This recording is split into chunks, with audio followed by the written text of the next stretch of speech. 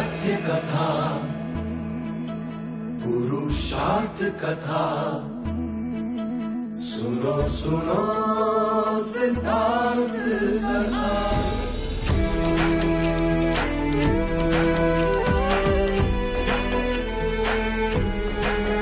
संसार में दुख का कारण क्या, संताप शोक का निवारण क्या। संसार में दुख का कारण क्या, संताप शोक का निवारण क्या। इस खोज में सब कुछ त्याग दिया, हर वैभव से वैराग लिया। वो सृष्टि से संयुक्त हुए, सिद्धार्थ से गौतम बुद्ध हुए।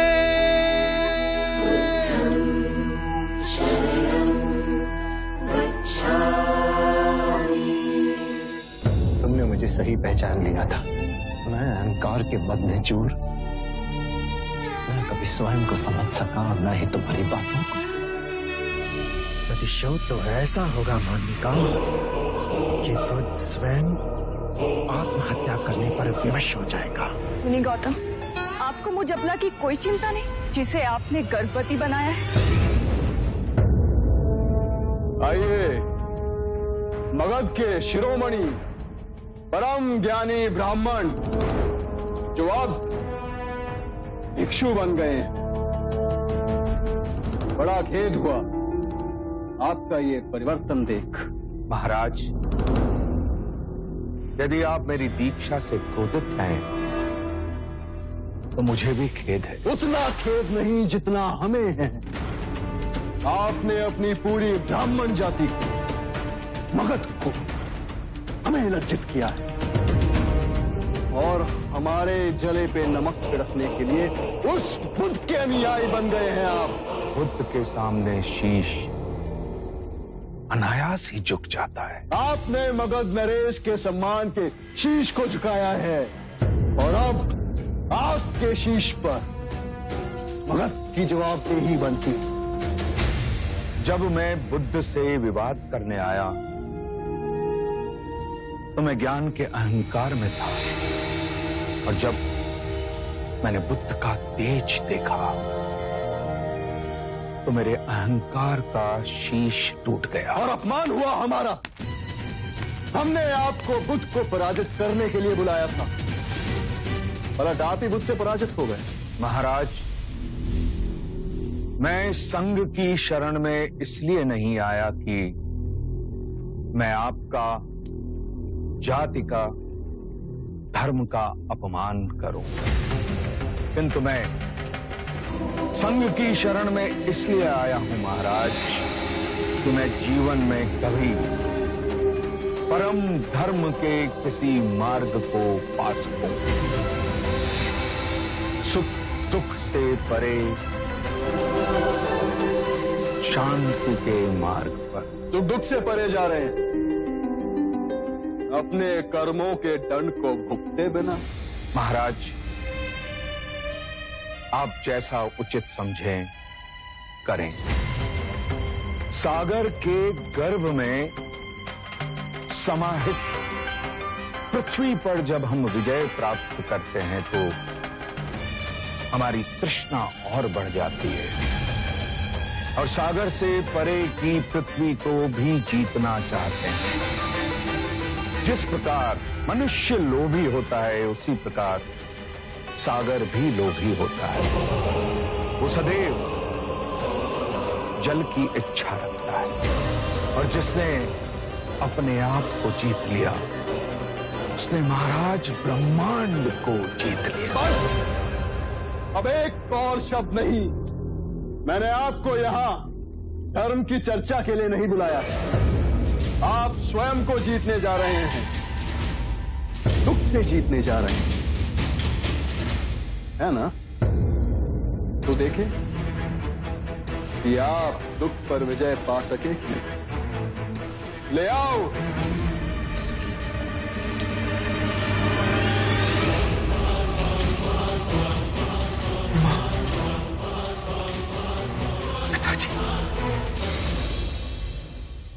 परम ज्ञानी सोनदन, अभी तक आप अपने सुख और दुख ऊपर नहीं हो सके। आपका दोषी मैं हूं, तो फिर मेरे माता पिता को क्यों दंड दे रहे हो?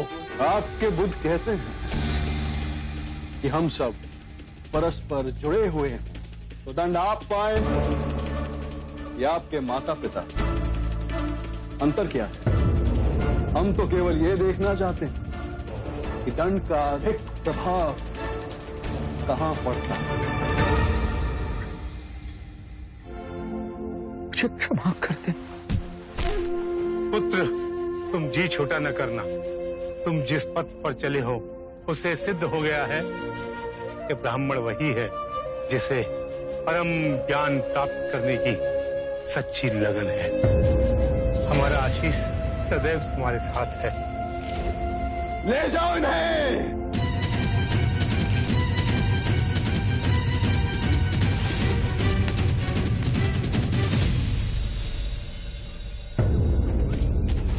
ये सैनिक हमारे साथ क्यों चल रहे हैं?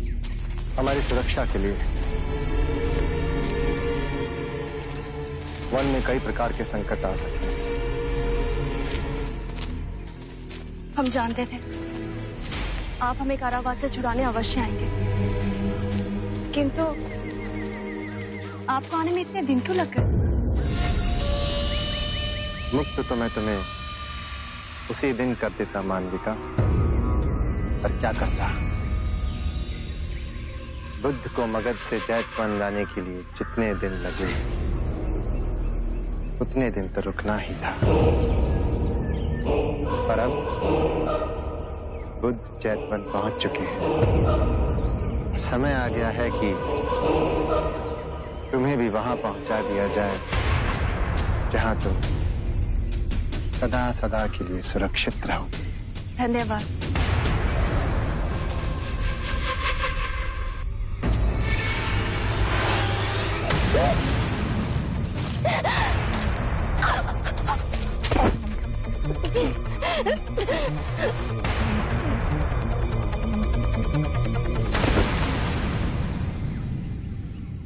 जीवित रहकर तुम्हारा उपयोग हमारे लिए समाप्त हो चुका था मालविका,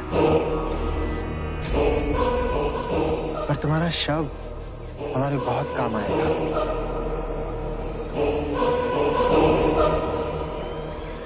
कभी कभी बड़े लोगों के लिए छोटे लोगों को बलिदान देना पड़ता है।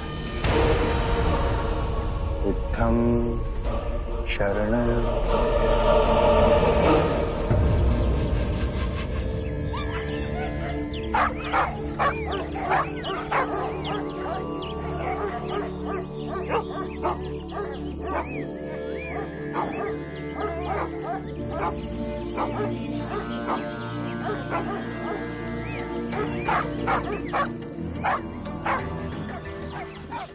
सुबह से इतना शोर मचाया हुआ है कि इन पंछियों और श्वानों के कोलाहल से आपका ध्यान भंग नहीं हो रहा?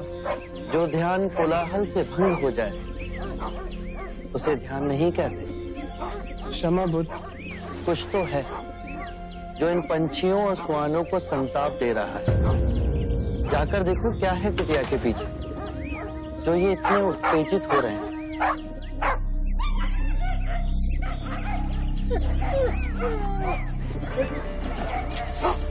हट हट हट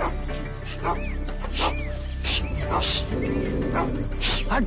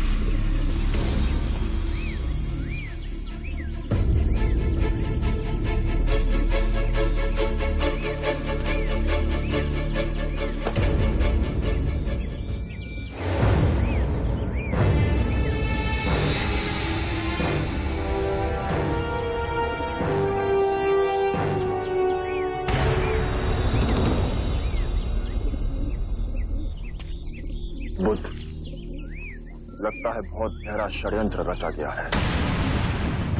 शव को देख के अनुमानित होता है कि सबसे पहले इसकी हत्या की गई थी और फिर उसे यहाँ लाके गाड़ा गया है। परंतु ये षड्यंत्र किसके विरुद्ध रचा जा रहा है? आप करुणा निधान है बुद्ध, परंतु इस संसार में ऐसे विषैले सर्प भी हैं जो करुणा का प्रत्युत्तर अपने विष भरे डंक से देते हैं। हो ना हो, ये सारा कृत्य आपको कलंकित करने के लिए रचा गया है। ये वही स्त्री है बुद्ध जिसने मगध की भरी सभा में आप पर लांछन लगाने का पाप किया था। जितना बड़ा पाप ना किया उससे बड़ा दंड भोगा है इसने। मैं इस स्त्री के हत्यारे को खोजकर आपके चरणों में ला फेंकूंगा।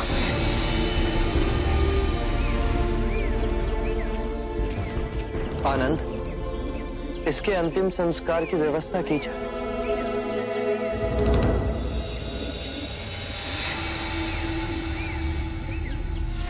बंधु दोमुख, कल प्रातः तक ये बात पूरे गांव में फैल जानी चाहिए। अरे सुनिए सुनिए, क्या हुआ? बुद्ध की कुटिया के पीछे एक स्त्री का शव मिला है। अरे हाँ बिल्कुल, हमने सुना है कि उसे गला घोट के मार दिया गया है। बिल्कुल। हाँ, क्या ये सत्य है? अरे हाँ, हाँ, हाँ, बिल्कुल सत्य है। वाह वाह वाह, आ गए मुंह उठा के। हाँ, कैसे भोले बन के खड़े हैं जैसे कुछ हुआ ही ना हो। हाँ हाँ, देखो कैसे मुंह उठा के आ तुम्हें गए। क्या लगता है हमारा पाप छुप जाएगा? ये ढोंगी है और बिल्कुल भी लज्जा नहीं है। चले जाओ यहाँ से, चले जाओ, जाओ यहाँ से, जाओ। जाओ, तुम्हें यहाँ रहने कोई का भिक्षा अधिकार भिक्षा देने वाला नहीं यहाँ पर। ओम भगवते भिक्षां देहि।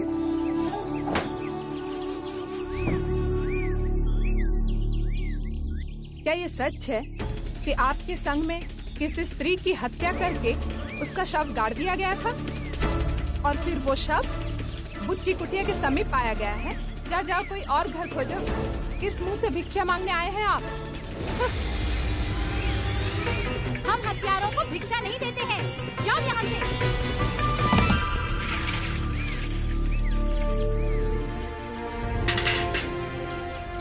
बहुत प्यासे लग रहे हैं, जल लीजिए।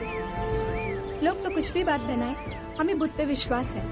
रुको, एक बूंद जल न देना इन पाखंडियों को। इस गांव से तुम्हारा दाना पानी उठ गया है। चलो।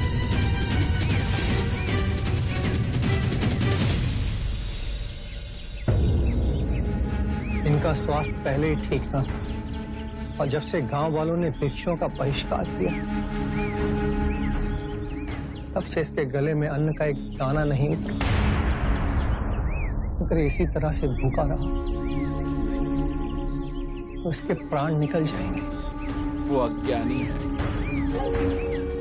जो आप पर ऐसे लांछन लगा रहे हैं। क्षमा कर दो, मैं स्वयं जाकर तुम्हारे लिए अन्न का प्रबंध करूंगा। कैसे विश्वास दिलाएं गांव वालों को कि उस स्त्री के हत्या में हमारे संघ का कोई हाथ नहीं। और अब तो गांव वाले भी हमसे घृणा करते हैं बुद्ध। घृणा का उत्तर घृणा से देना कभी सार्थक नहीं हुआ। घृणा प्रेम से मिटती है और यही शाश्वत नियम है। परंतु इस असत्य को सत्य मानने लगे हैं लोग। 3 बातें कभी अंधकार में नहीं छिपती: सूर्य, चंद्रमा और सत्य। बिना अन्न के हम जीवित रह सकते हैं, परंतु बिना जल के आप सबके लिए ये दिन कठिन और विषम होगा। परंतु योग साधना में इसका एक मार्ग है। अपनी जिह्वा को गोल बना बाहर निकालिए और मुख से श्वास लीजिए। प्यास नहीं सताएगी।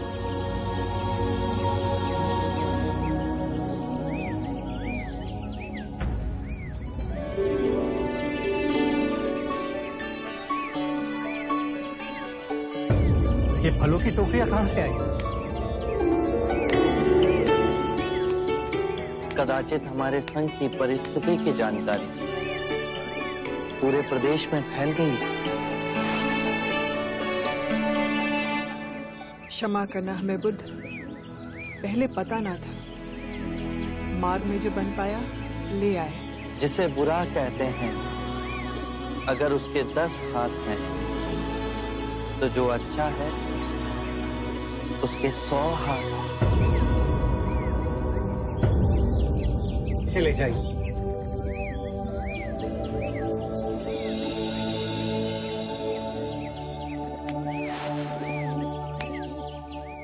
तुम्हारा यहाँ आना अकस्मात नहीं जीवक। जब बचपन में आपसे मिले तो आपकी छवि अमिट छाप मेरे मन में छोड़ गई। तक्षशिला में पढ़ वैद्य की शिक्षा प्राप्त की है जीवक ने। इतने वर्षों से मन में आपकी ही धुन रही।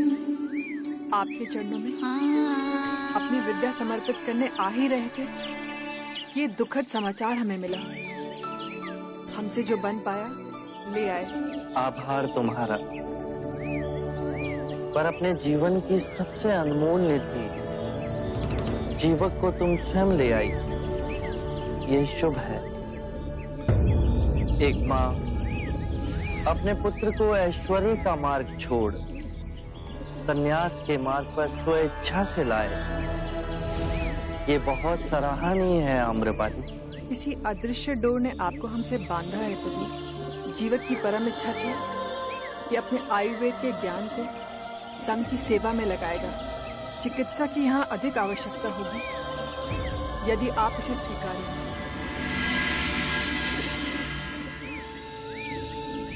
हमारा एक भिक्षु अंदर ज्वर से तप रहा है। कहाँ?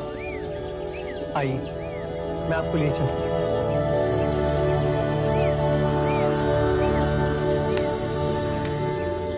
आम्रपाली, भिक्षुओं के लिए अन्न जल का प्रबंध कर। तुमने महान कृत्य किया है, परंतु संघ को एक वैद्य देकर संकट के समय तुमने हमारी सहायता की है आम्रपाली।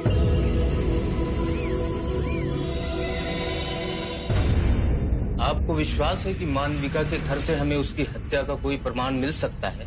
बुरे कृत्य हमेशा अपने पद चिन्ह छोड़ के ही जाते हैं। ढूंढो।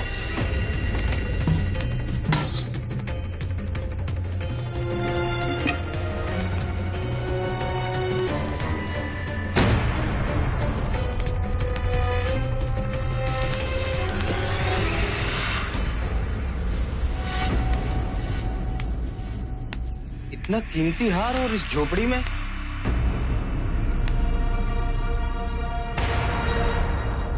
ये तो किसी पुरुष का हार है। राजघराने के चिन्ह भी इंगित हैं। शाक के राज परिवार का चिन्ह।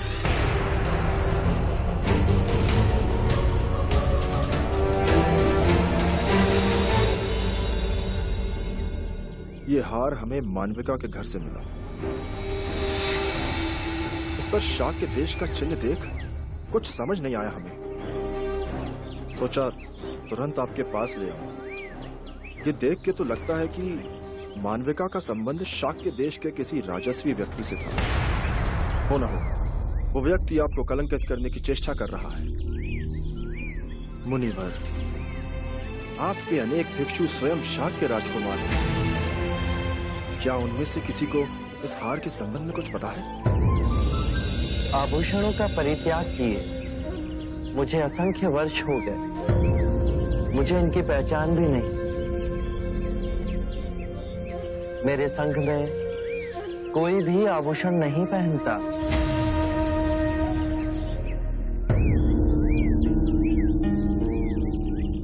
एक बात और मुनिवर, हमने मानविका के आसपास रहने वाले लोगों से भी पूछताछ की।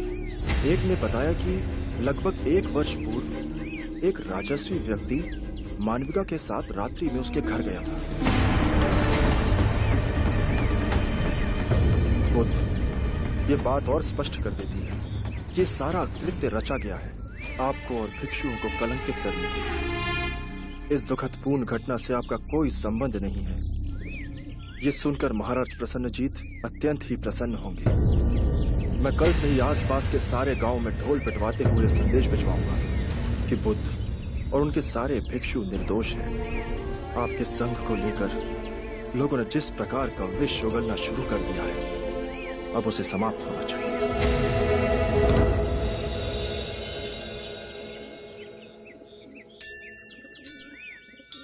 बुद्ध, यदि आपकी कृपा मुझ पर बनी रहे तो मैं उस दोषी को पकड़कर आपके चरणों में ला फेंकूंगा।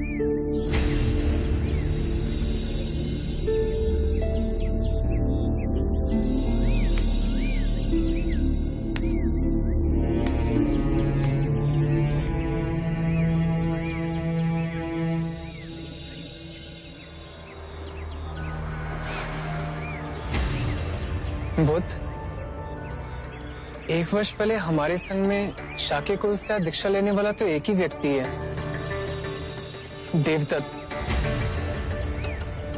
मुझे लगता है कि इस कृत्य के पीछे देवदत्त का ही हाथ है। क्या तुम्हारे पास कोई प्रमाण है कि ये कार्य देवदत्त ने किया है? नहीं। तो फिर देवदत्त पर संशय मत करो। सत्य कभी छुपाया नहीं जा सकता। और यदि ये घटनाक्रम देवदत्त के द्वारा घटित हुआ है तो सबसे अधिक मुक्ति की आवश्यकता देवदत्त को है। और यदि देवदत्त अपराधी है तो उसका अंतर्मन उसे कठोर दंड देगा और वो इस पीड़ा से बचना चाहेगा। जिस प्रकार अंगुलीमाल का रूपांतरण अहिंसक में हुआ, उसी प्रकार देवदत्त का भी होगा। मनुष्य केवल अपनी अंतरात्मा को जगाने से बदलेगा।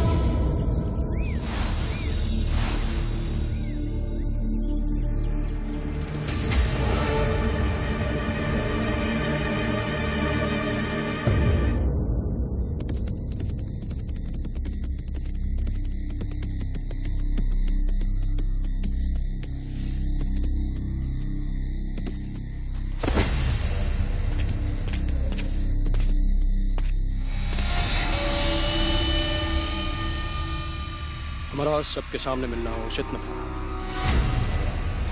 तुम्हारा संदेश पाकर मैं समझ गया था। संघ का क्या समाचार है देवदत्त? मेरी मां कहा करती है मित्र कि ये सिद्धार्थ प्रबल भाग्य लेके पैदा हुआ है। मालविका का उपयोग करके मैंने संघ में आग तो लगाई है, लेकिन लगता है कि ये आग मुझे ही जला के भस्म कर देगी। तुमने भी तो सोनदंड को मोहरा बनाकर मात खाई है हमने समस्त मगध के सामने, किंतु हार नहीं मानी। प्रयास जारी है हमारा। जाल फैलाते रहेंगे, कभी ना कभी तो हमारे जाल में अवश्य फंसेगा। बुद्ध, क्या तुम मुझे अपने कुछ विश्वसनीय लोग दे सकते हो जो वेश बदलकर भिक्षुक बन संघ में शामिल हो सके? और मुझे एक वन भी चाहिए, जहां पे केवल मैं और वे भिक्षु जा सके। हम तुम्हें दोनों दे सकते हैं देवदत्त, किंतु तुम करना क्या चाहते हो? बुद्ध बड़ी शांति में स्थिर है ना?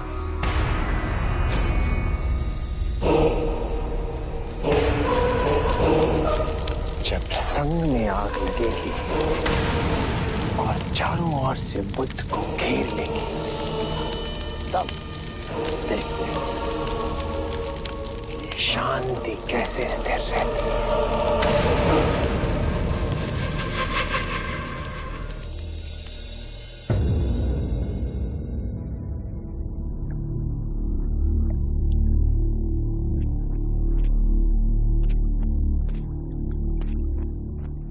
विचलित ना हो महाराज, बुद्ध अवश्य आएंगे। बुद्ध के पावन हाथों से यदि ये विधि होगी तो धन्य हो जाएंगे हम। महाराज, बुद्ध आ गए।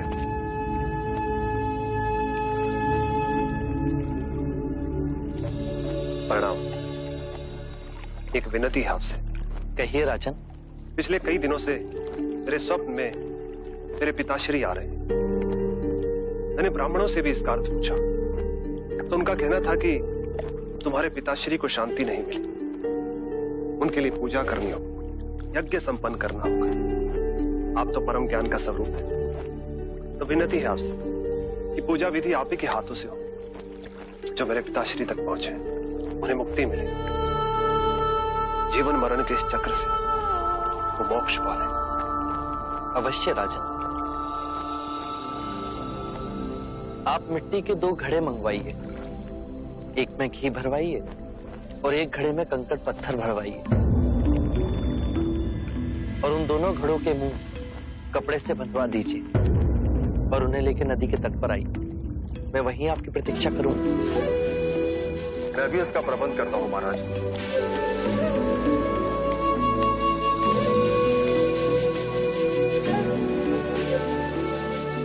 महाराज, अब आप इन दोनों घड़ों को पानी में डाल दीजिए।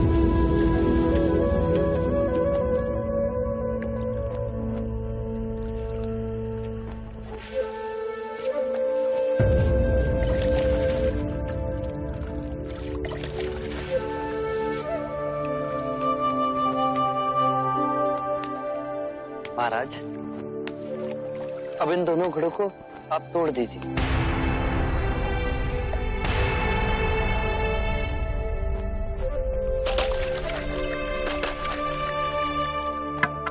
महाराज, अब आप ध्यान से देखिए कि ऊपर उठ पानी पर तैरने लगा। अब बताइए, मेरे या किसी और के पूजा पाठ करने से क्या ये घी नीचे बैठ सकता है? असंभव। ये तो घी का स्वभाव ही नहीं। सत्य कहा आप। उसी प्रकार किसी भी पूजा पाठ, विधि विधान, कर्म कांड के द्वारा पानी के अंदर डूबे हुए कंकड़ पत्थर क्या ऊपर आ तैर सकते हैं? नहीं बुद्ध, ये तो प्रकृति के नियम के विरुद्ध है। तो हम प्रकृति से भिन्न कैसे हुए? हम भी तो प्रकृति का ही रूप है। सत्य कहा। एक सत्य ये भी है राजन, यदि हमारे पूर्वजों ने अपने जीवन काल में कंकड़ पत्थर बोए, दुष्कर्म किए, तो वो स्वाभाविक ही कंकड़ पत्थर की तरह नीचे बैठ जाएंगे। और यदि उन्होंने अपने जीवन काल में सत्कर्म किए तो स्वाभाविक ही घी की तरह ऊपर आ तैरने लगेंगे। जो बोएंगे वही काटेंगे। परंतु इस शरीर रूपी जीवन काल में ही नहीं, अपितु इस शरीर रूपी जीवन काल के पश्चात वाली यात्रा में भी हम जैसे कर्म करेंगे वैसा ही फल मिलेगा। अब बताइए, इस प्रकृति के नियम को कोई पूजा पाठ, कर्म कांड, विधि विधान, यज्ञ हवन मिटा सकता है?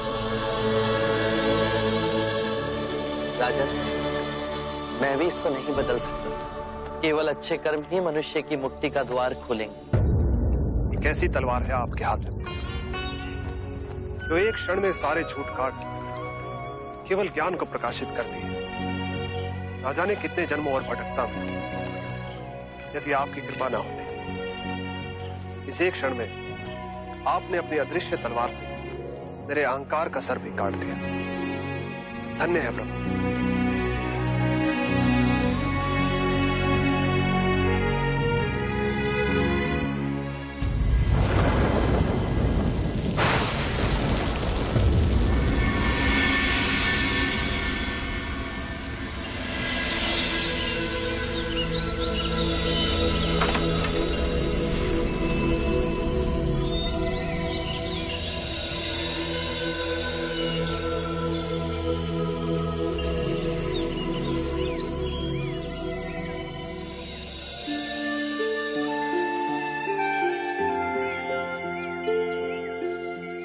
बुद्ध को हमने प्यार से तथागत का नाम दिया।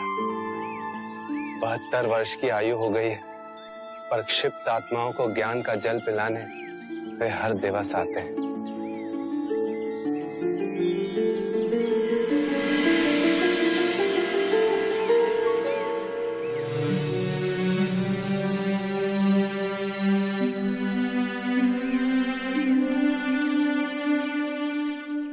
कितनी ही ऋतुएं आई और गईं, कितनी ही बार इस धरती ने करवट बदली, कितने ही राजा और महाराजा आए और चले गए, किंतु हम कितने भाग्यवान हैं कि बुद्ध के उपदेश हमें आज भी इन परिवर्तनों में शांत और स्थिर रखते हैं।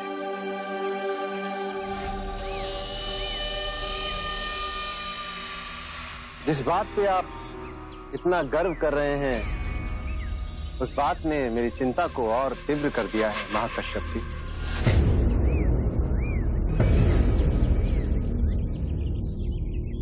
मैं आपसे अपनी और अपने जैसे कई और भिक्षुओं की ओर से एक प्रार्थना करना चाहता हूं। बुद्ध, हम सबका ये मानना है कि संघ की ये प्रतिदिन की समस्याओं को सुलझाने के कारण आपकी साधना बाधित हो रही है।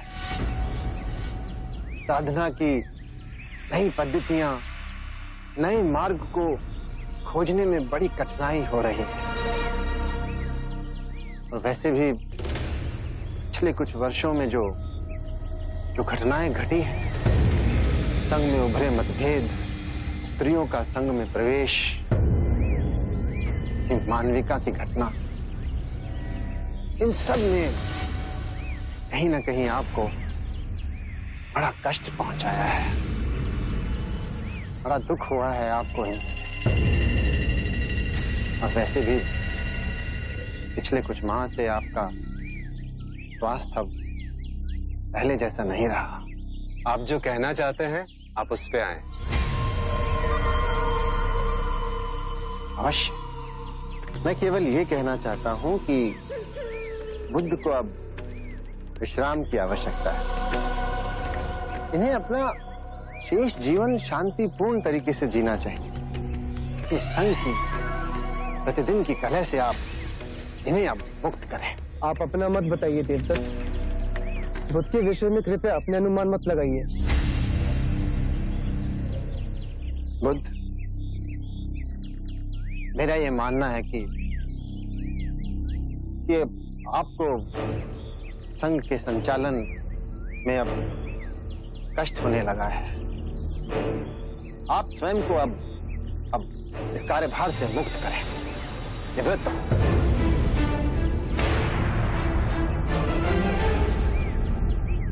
संघ के संचालन की बागडोर अब मैं अपने हाथों में लेने के लिए तैयार हूं।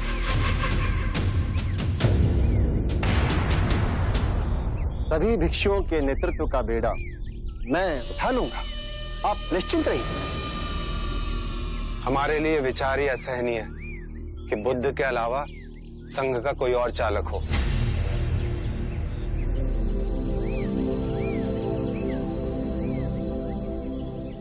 देवदत्त, तुम्हारा बहुत बहुत आभार कि तुमने मेरे स्वास्थ्य की इतनी चिंता की। किंतु मैं आप सभी भिक्षुओं को आश्वासन देना चाहता हूं कि मैं पूर्ण स्वस्थ हूं और संघ के कार्यभार को संभालने में मुझे कोई अड़चन नहीं।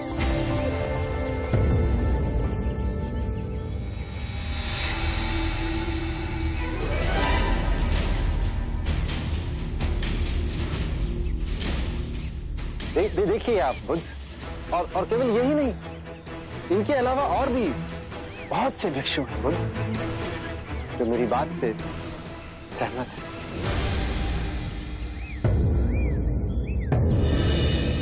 हे बुद्ध, मेरी आपसे याचना है कि आप संघ का संचालन अब मुझे करने दें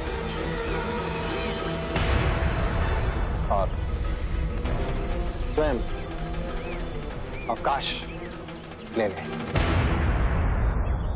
देवदत्त,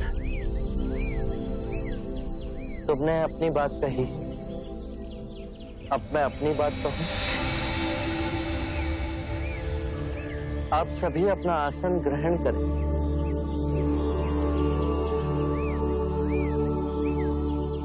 देवदत्त मुझे अति तीव्रता से अवकाश दिलाने पर तुले, परंतु यदि कभी ऐसा अवसर आया कि मुझे संघ का कार्यभार किसी और को सौंपना पड़े, तो देवदत्त से अधिक योग्य, परिपक्व, कुशल भिक्षु इस संघ में हैं, जो देवदत्त से कहीं अधिक कुशल और गुणी हैं। मैंने आज तक मुगलाना, करिपुत्र और महाकश्यप जैसे महान भिक्षुओं को संघ का नेतृत्व करने का अधिकार नहीं सौंपा। तो देवदत्त, मैं तुमसे संघ को चलाने का अनुरोध कैसे कर सकता हूं? और जहां तक प्रश्न सामर्थ्य का है, तो तुम में अभी संघ को चलाने का सामर्थ्य नहीं।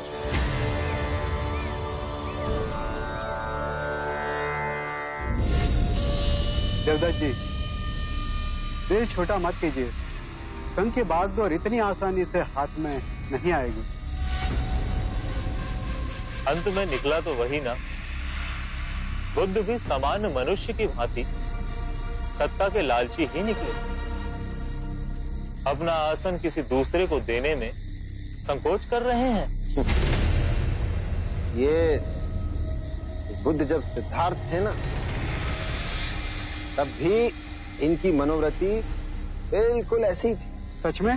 और क्या, तब भी हर बात पे ये प्रतिद्वंद करने की इनकी महान प्रवृत्ति ऐसी है, जैसे यही हर बात का विरोध करने के लिए महान पुरुष धरती पर अवतरित हो।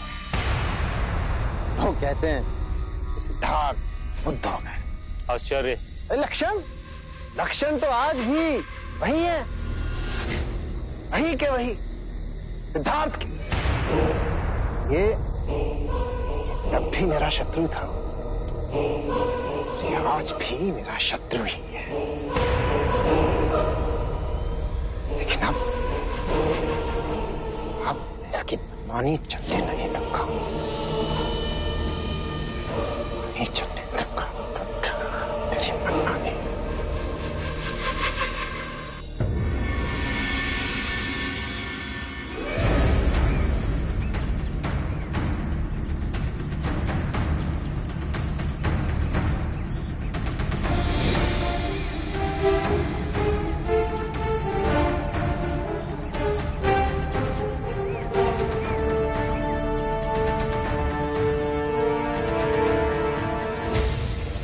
प्रिय भिक्षुओं, अभिनंदन है, स्वागत है आप सबका।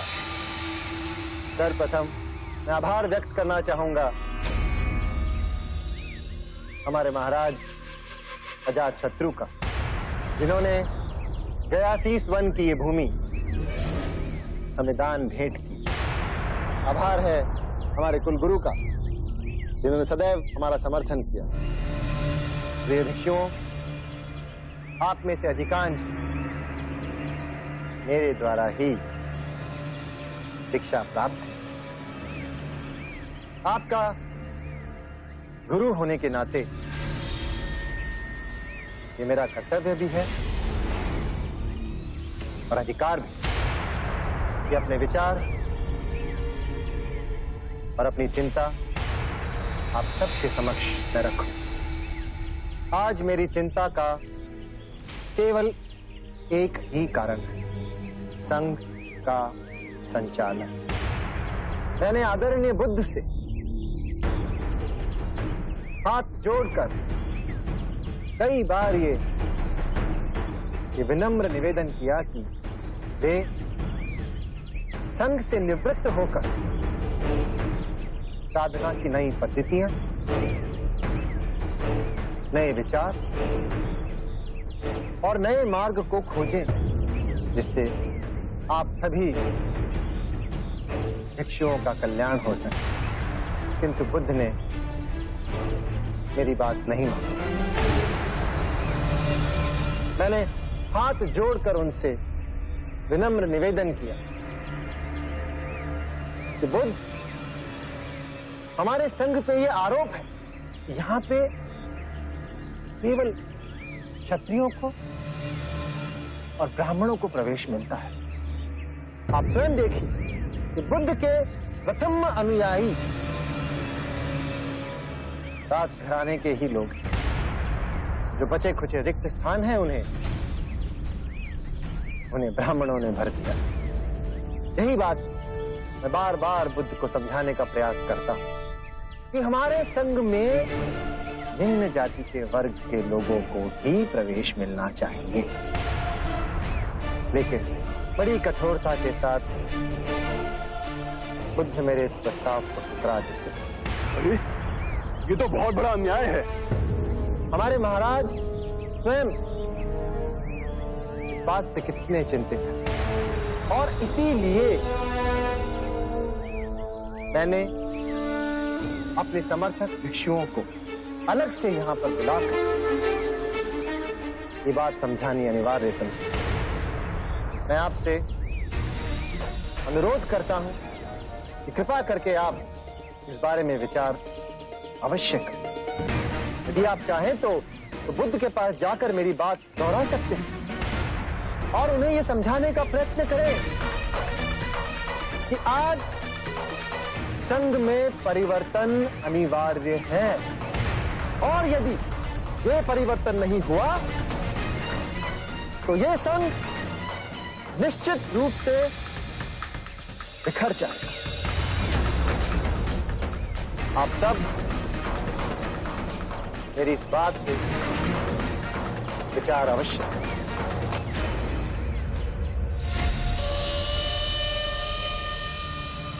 महाराज, ये देवदत्त भिक्षुओं को इकट्ठा करने की अपनी चिंता जता रहा है या फिर उन्हें बुद्ध के विरुद्ध इकट्ठा कर रहा है? कुलगुरु, इसे ही राजनीति कहते हैं। बस एक बार इस फूट की सूचना हर संघ में गूंज जाए, फिर देखते ही देखते बुद्ध का संघ टूट के बिखर जाए। आरंभ हो गई निर्वाण प्रथा, सुनो सुनो ये बुद्ध कथा।